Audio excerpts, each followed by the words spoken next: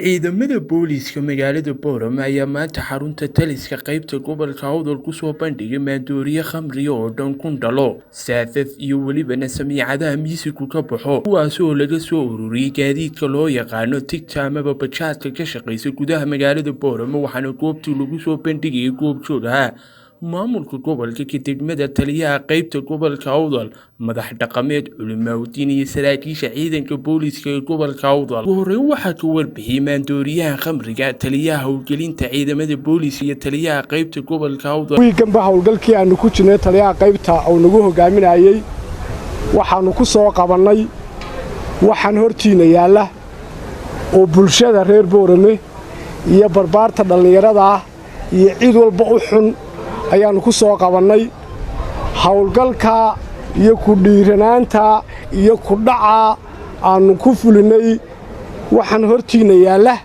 waxa iska leh taliyaha qaybta Awdal oo nagu dhiiriyay booliisaha juhdi fara badan iyo dadaal fara badan kadib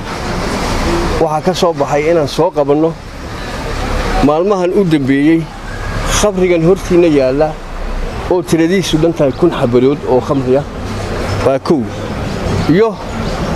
midiyaha iyo saafafka kooxaha magaalada rabshadaha ku hayaay ay ku hawlgalaan ee isku laayaan ama dadka ku baadhaan ee moobilada iyo jeebabka ay ku baadhaan oo ku halkaas oo 110 xaba waxa kale oo ciidanku soo qabtay makarafoonada samiicadaha halka yaala samiicadaha waxa lagu xidhaa bijaajada laguma ixtiraamaan cusbitaal haddii ay joogaan oo bukaan iyo dad dhaawac ay dhex joogaan kuma ixtiraamaan masaajidda iyo cibaadada ilaahay iyadoo jumcaha masaajidda lagu joogo kuma ixtiraamaan oo hareeraha intay ka galaan bay waxa ku shidaan ama waxaanu sheegaynaa kuwa weli gacanta kula sii jira waxa inaanay sida gacanta booliiska uga fagan doonin halkay doonaan joogaan taageersanahay muxaadaraadka khamriga leh wax walba leh ad soo qabateen waxaad ku daba jirtaanba waan ugu taageersanahay halaaga midiyaha iyo saafafka la isla dhacay si wanaagsan soo qabateen waan ugu taageersanahay bijaajta waad moodo marka qofku fuulo wata markuu fuulo inuu miyir beelo haddaan hay bulshada waxaan ballan qaadaynaa inaan gacmahayni noqono inaan cududiinino ma hadlaqaynaa ciidankaas waxaan soo qabtay maanta waan idinku garab taaganahay hawsha aad qabateen gacan iyo taageer iyo taakula waan idinku siinaynaa haddii ilaahay yidhaahdo waanan idinku mahadnaqaynaa waxaan leeyahay hadduu ina baada yahay kaa dambiini maayo kaana baryi maayo wixii waxaa ku saabsan ina baada hadduu yahay waxaa jiraysay oon annagu soo gaarnay iyadoo la yidhaa hebel khamriila la yidhaayo qof baa xabad la yidhaa qofkaasi magacu leeyahay oo dadka uu ka takoodan yahay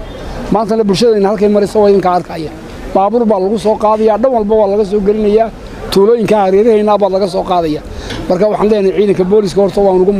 aad baan ugu mahadnaqaynaa hawsha ay galeen shacbigana waxaan leenahay shacbiga hore la shaqeeyay ciidanka booliiska markaanu ka hadalno ashrinta nabada waa umul khabaa'is waxay ku socotaana waa yani waxa weeye jiritaankeenna inagoon kala reebaynin dad waaweyn iyo dad yaryar iyo dad yani cid kasta ummad haddaad doonayso inaad baabi'iso oo mustaqbalkooda baabi'iso akhlaaqdooda la baabi'iyaa